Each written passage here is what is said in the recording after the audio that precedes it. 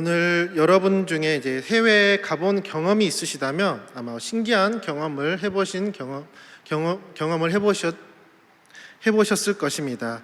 비행기만 몇 시간 타고 가면 전혀 다른 문화와 언어를 사용하는 사람들을 만나보게 되는 경험을 말이죠.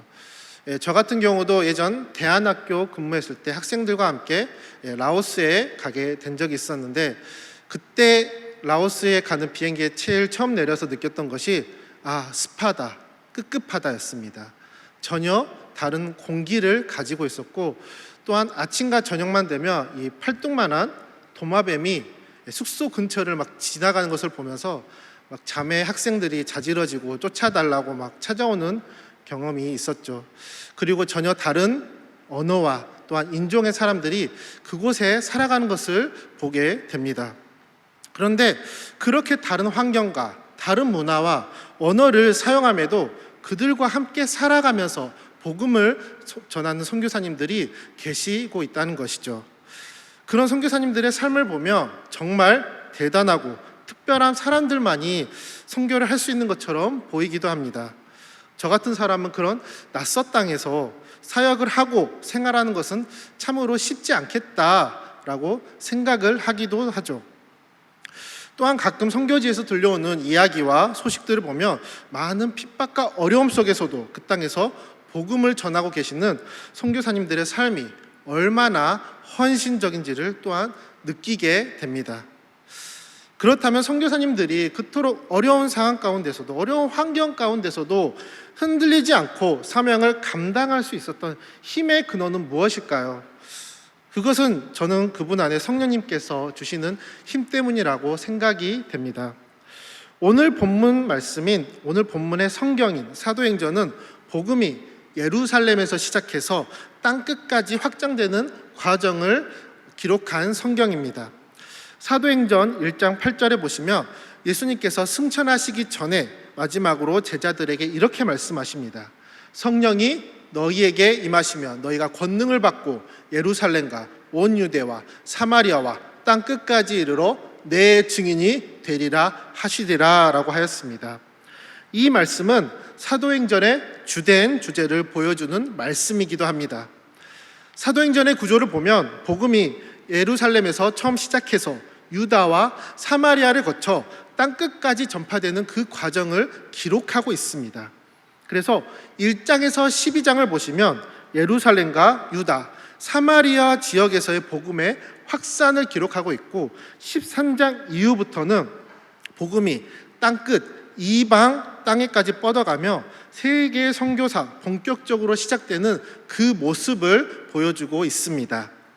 특히 사도행전 13장은 예수님께서 말씀하신 땅 끝까지 복음을 전하는 사역이 시작되는 바로 그 처음 순간을 말씀하고 있습니다. 그러면 이 땅끝 선교의 출발의 시작이 어디일까요? 그 출발지는 바로 안디옥 교회입니다.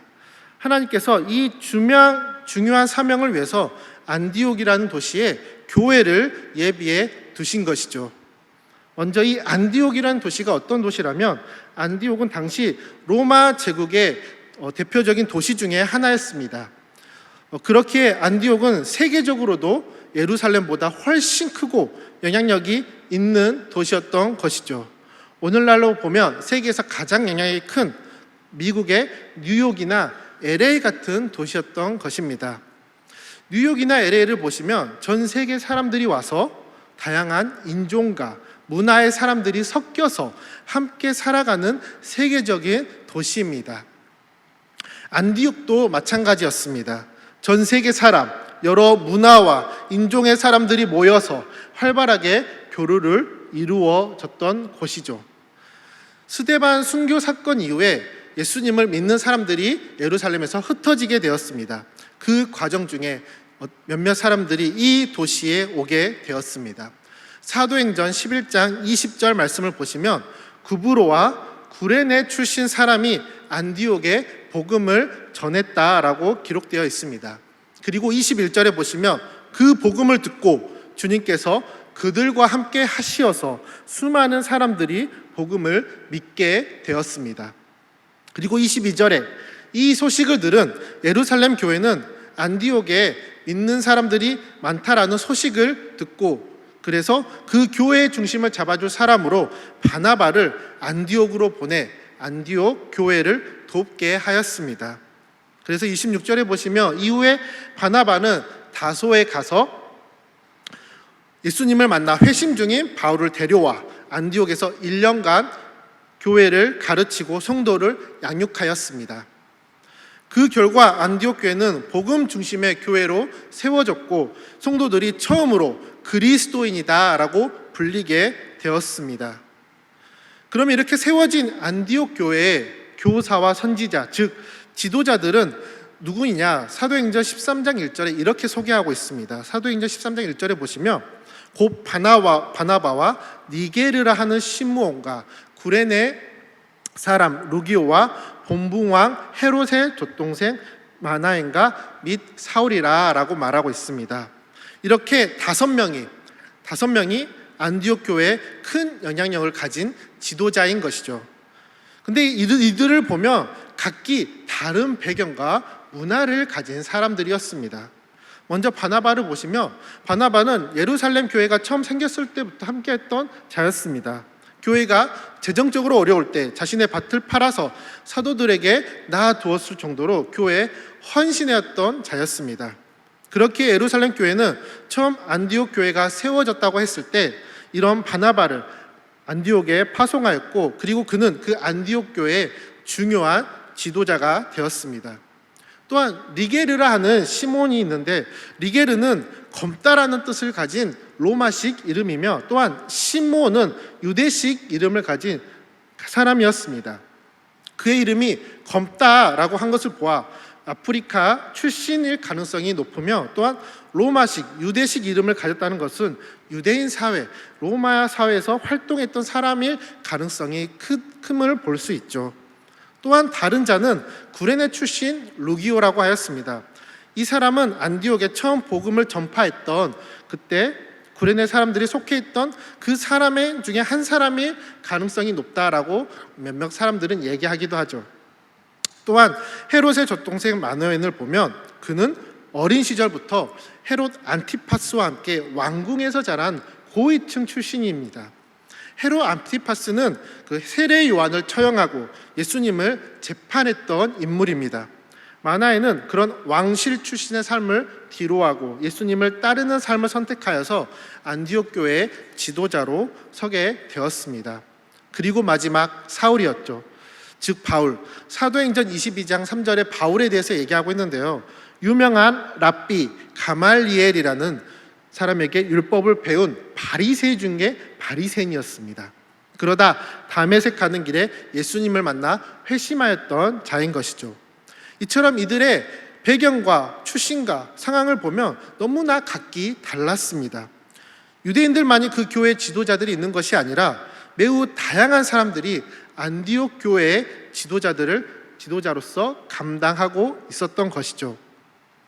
유대인과 이방인이 있으며, 또한 귀족과 평민이 있으며, 또한 각 지역이 다르고 복음을 접했던 시기도 다르고 문화적 차이가 있는 사람들이 모여서 교회를 이루고 지도자로 섬기고 있다는 것이죠. 이들은 사회적 문화적 차이를 넘어서 하나님의 부르심에 응답하여 교회 안에 함께 섬겼던 사람입니다. 오늘날에도 다양한 문화와 배경의 사람들이 함께하는 공동체를 보며 서로 간의 차이로 인해서 어려움을 겪는 경우도 종종 봅니다. 그렇게 다인종 국가라는 미국에서도 보면 백인 커뮤니티, 흑인 커뮤니티, 한인 커뮤니티, 또는 한인교회, 백인교회, 이렇게 각 나라 민족에 따라서 그들의 단체들을 만들고 교회를 만들기도 하는 것이죠. 왜냐하면 이렇게 다양한 인종 가운데 복음을 전하는 게 그렇게 쉽지 않기 때문인 것이죠. 그러나 안디옥 교회는 달랐습니다. 유대인이라고 주도적으로 내세우지 않고, 늦게 예수님을 믿었다고 소외시키지 않고, 배경이 다른다라고 너와 나를 계급을 두는 것이 아니라 모두가 합력해서 선을 이루는 공동체, 교회였다는 것입니다. 그리고 이렇게 서로 다른 문화와 배경을 가진 사람들이 어떻게 그러면 하나가 되어 함께하는 교회를 이루었을까요? 그것은 그들이 하나님 중심으로 함께 모였기 때문입니다. 사도행전 13장 2절 말씀에 이렇게 말하고 있습니다. 주를 섬겨 금식할 때 성령이 이르시되 내가 불러 시킨 이를 위하여 바나바와 사울을 따로 세우라 하시니 라고 말씀하고 있습니다. 그들이 모여서 교회를 이루어서 한 것은 무엇이냐면 주를 섬기고 금식을 한 거였습니다. 여기서 섬긴다는 말의 원어적 의미는 무엇이냐면 성전에서 제사장들이 하나님께 예배를 드린다라는 의미가 담겨져 있습니다. 즉 그들이 모여서 한 것은 무엇이냐면 하나님께 집중하여 예배를 드린 것이죠. 예배는 우리의 지위와 배경과 모든 문화적 환경을 다 내려놓고 하나님이 우리의 삶의 주인이십니다. 우리에게 주신 그 은혜에 감사합니다. 오직 하나님께 영광을 돌리겠습니다. 라는 고백입니다. 또한 안디옥 교회는 금식하며 하나님께 집중을 하였습니다. 금식은 단순히 음식을 절제하는 단식이 아닙니다. 자신의 욕구를 내려놓고 하나님의 뜻에 집중하겠다는 의미가 담겨져 있는 것입니다. 예수님께서 광야에서 40일을 금식하실 때 사탄에게 먹는 것에 대한 시험을 받으셨습니다. 그때 예수님께서 이렇게 고백하셨습니다. 마태복음 4장 4절의 말씀을 보시며 말씀에 사람이 떡으로만 살 것이 아니요 하나님의 입으로부터 나오는 모든 말씀으로 살 것이라 하였으니라 라고 말하고 있습니다. 금식은 하나님의 말씀으로 살겠다라는 결단이 담겨져 있습니다. 예배와 금식 모두 하나님께 우리의 삶의 주권을 드립니다. 주님이 우리의 주인이십니다 라는 고백이 담겨져 있는 것이죠.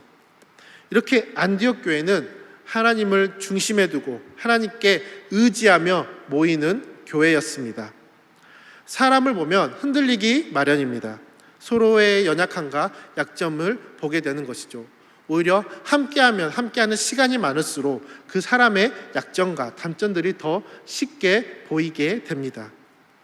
왜냐하면 사람마다 살아온 배경이 다르고 성향이 다르기에 또한 내가 생각하는 생각과 기준이 다르기 때문에 서로 다름을 느낄 때가 너무나도 많습니다.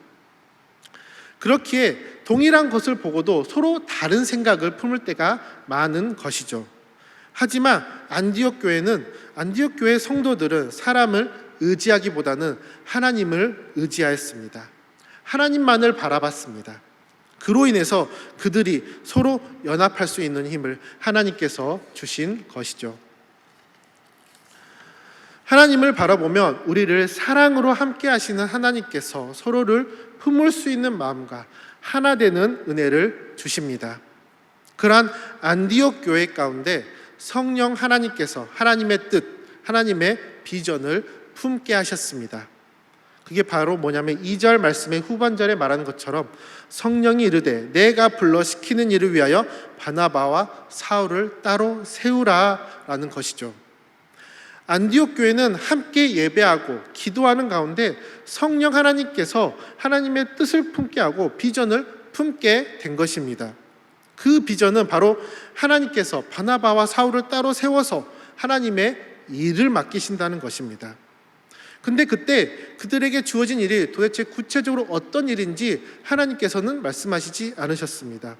마치 창세기 12장 1절에 하나님께서 아브라함에게 하신 말씀처럼 너희 고향 아버지의 집을 떠나 내가 내게 보여줄 땅을 가라고 하셨는데 어디로 가야 할지 무엇을 해야 할지 명확하게 하신 말씀이 없으시죠. 그냥 떠나라. 그러면 내가 너에게 보여주겠다라고 하셨습니다. 안디옥 교회에 내린 하나님의 뜻도 이와 동일했습니다. 안디옥 교회에서 성령님에게 바나바와 바울에게 하나님의 일을 할 테니 내가 따로 세워서 보낼 준비를 하여라 라고 하신 것입니다. 하지만 안디옥 교회 상황을 보면 이 결정은 쉬운 것이 아니었습니다. 안디옥 교회는 설립된 지 얼마 안 된 교회였습니다. 이제 막 세워진 교회 가운데 바나바와 바울 같은 지도자는 절대적으로 필요했습니다. 특히 바나바는 안디옥 교회 5 리더 중에 가장 영향력이 큰 인물이었습니다. 앞서 1절에 보시면 13장 1절에 보시면 5 지도자의 명단 중에 바나바가 가장 먼저 등장합니다.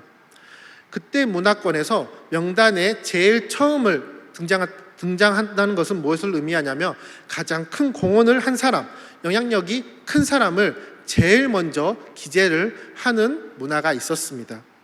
이를 토대로 보면 바나바는 5 리더 중에서도 안디옥 교회에서 가장 큰 영향력을 가진 사람이었습니다. 마치 담임 목사님과 같은 그런 큰 영향력을 가진 사람이었죠. 그렇기에 교회에서 이렇게 바나바와 바울을 따로 세워라 라고 하는 결정은 쉬운 결정이 아니었습니다. 분명 그 안에 성도들 안에 여러 가지 고민과 어려움이 있을 것이었습니다. 왜 우리 교회에 이런 뜻과 이런 비전을 품게 하셨지? 아직 이 뜻과 비전을 품기에는 우리 교회가 아직 때가 아니야. 교회가 안정되면 그때 하죠 라든지, 왜 우리 교회냐, 예루살렘 교회가 있지 않냐 라고 하면서 인간적으로 충분히 그런 이야기를 할 법도 합니다. 하지만 이러한 상황 가운데 안디옥 교회가 한 것은 무엇이냐면 3절에 보시면 이렇게 말하고 있습니다. 그들은 금식하며 기도하였다라고 말하였습니다. 안디옥 교회가 한 것은 인간적인 불안들, 염려들을 모두 하나님께 맡기고 간절히 하나님께 간구하였던 것입니다. 이 기도를 통해서 하나님께서 안디옥 교회 성도들을 인간적인 생각과 그런 불안들을 내려놓게 하신 것이죠. 또한 이 기도를 통해서 하나님께서 우리 교회의 주인 되신 주님을 믿으면서 교회의 리더들을 따로 세울 수 있는 결단을 주신 것이기도 합니다. 또한 이 기도를 통해서 리더가 없더라도 교회를 지켜주시고 함께 하신다는 하나님을 믿게 된 것이죠. 기도를 통해서 하나님께서 하나님의 뜻에 따라 순종할 수 있는 힘을 안디옥 교회에게 부어 주신 것입니다. 그래서 그렇기에 그들은 하나님의 뜻에 순종함으로 바나바와 바울에게 안수를 하였고 축복과 호의로 그들을 파송할 수 있었던 것입니다. 지금 그들에게 가장 필요하지만, 정말 가장 중요하지만 기꺼이 내어놓게 된 것입니다. 그리고 이 파송을 통해서 바울과 바나바는 세계의 선교회 그리고 땅끝까지 복음을 전하는 귀한 사역의 첫 걸음을 하나님께서 인도해 나가셨던 것입니다. 결국 이 가운데 성령님께서 그들과 함께 하시기에, 성령 하나님께서 그들과 함께 하셨기에 이런 사역을 하게 되신 것이죠. 그렇기에 교회가, 그리고 믿는 성도가 가장 힘써야 하는 것은 어떤 것보다 주를 섬기고 기도해야 하는 것입니다. 안디옥 교회는 특별한 사람들이 모여 있는 곳이 아닙니다.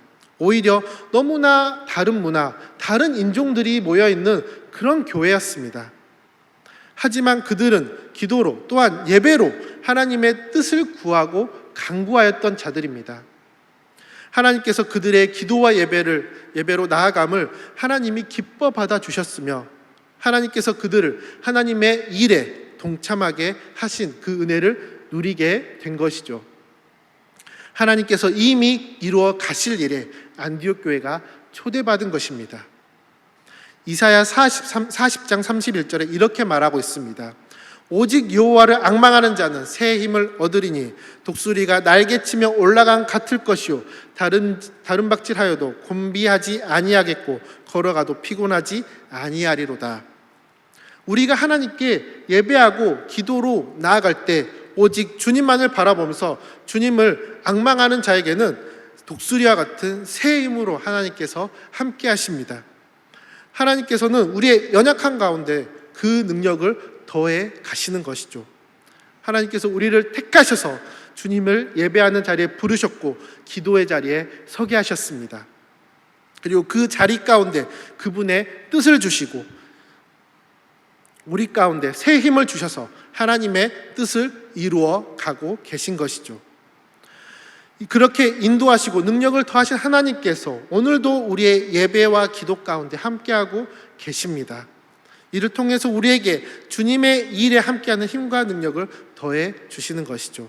그리고 우리에게 주님의 제자를 삼으시고 증인으로 삼으시고 교회를 이루어가게 하시고 하나님의 일에 동참하며 살아가게 하시고 있으십니다.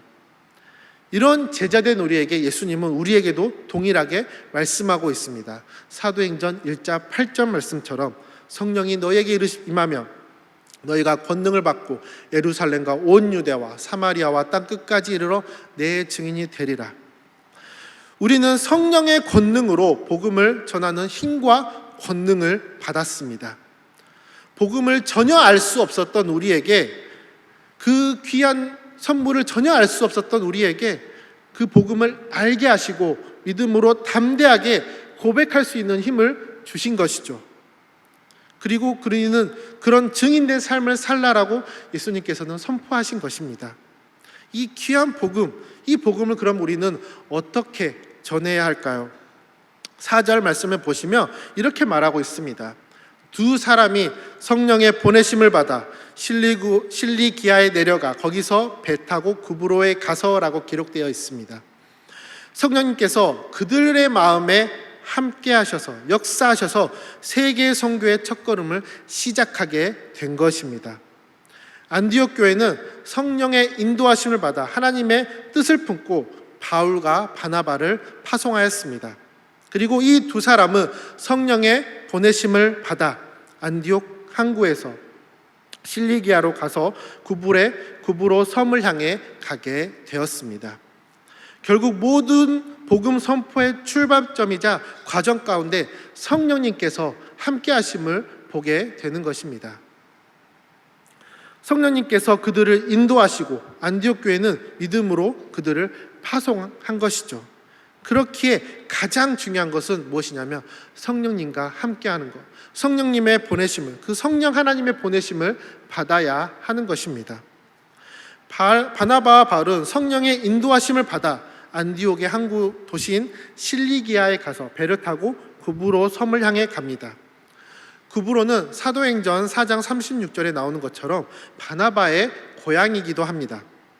그들에게 가장 익숙하고 친근한 장소에서 복음을 전파하기 시작한 것이죠. 사도행전 13장 5절에도 보시면 살라미라는 도시에 이르러서 하나님의 말씀을 유대인이 있는 그 회당에서 복음을 전하게 됩니다. 맨 처음에는 이방인을 향한 복음을 전하는 것이 아니라 그들과 친숙한 유대인을 향해서 복음을 전했던 것이죠. 그런데 이들의 복음 전략을 보면 사도행전 1장 8절의 말씀, 그 흐름대로 진행된 것과 비슷함을 보게 됩니다. 예루살렘에서 시작해서 유다와 사마리아와 땅 끝까지 나아가듯이 성령님께서 바나바와 바울을 그들에게 가장 가까운 곳, 친숙한 곳에 가서 복음을 전하게 하신 것이죠. 땅 끝까지 복음을 전해야 한다고 바로 땅 끝에 보내신 것이 아니라 그들이 할 수 있는 것, 가장 가까운 데서 지금 내가 그들에게 정말 복음을 전할 수 있는 그 시작점에서 복음이 시작된 것이죠. 세계 선교의 첫걸음이 성령과 함께함으로 그들이 할 수 있는 가장 가까운 데서 시작된 것입니다. 우리도 마찬가지입니다. 오늘날 우리에게도 동일하게 부르심을 주십니다. 하나님께서 우리에게 기도와 예배 가운데 그분의 뜻을 보이시고 인도해 가시고 있는 것이죠. 주님을 믿는 제자된 우리로서 그 성령을 주시고 그리고 복음을 전할 힘과 능력을 우리는 모두 가지고 있습니다. 이것은 우리의 자격과 노력 때문이 아닌 정적으로 하나님의 은혜인 것입니다. 하나님의 부르심 자체가, 성령 하나님의 부르심 자체가 바로 은혜인 것입니다. 이 은혜를 우리가 나누는 삶으로 하나님께서 우리를 초청하신 것이죠. 주님의 일을 함께하는 놀라운 일에, 그 거룩한 일에 우리가 초청받은 것입니다. 그렇기 때문에 그 초청에 두려워하지 마시고 함께 하시기를 바랍니다. 이 복음 전파의 시작은 바나바와 바울이 한 것처럼 정말 멀리서부터가 아닌 지금 내가 할 수 있는 것부터 시작하면 됩니다. 선교사와 선교지를 위한 마음이 생긴다면 이를 통해서 기도하면 되는 것이고, 또한 내가 할 수 있는 그 작은 헌신으로 복음이 흘러나가게 하나님께서 하시기에 그냥 내가 지금 할 수 있는 것부터 하면 되는 것이죠. 내가 마음에 있는 사람, 내가 마음이 드는 그 지역들, 내가 마음에 드는 그 선교사님들, 내가 마음에 드는 그 사람들을 위해서 기도하고 관심을 가지고 사랑을 나누는 것에서 바로 그 마음을 통하여서 하나님께서 하나님의 일을 이루어 가시는 것입니다.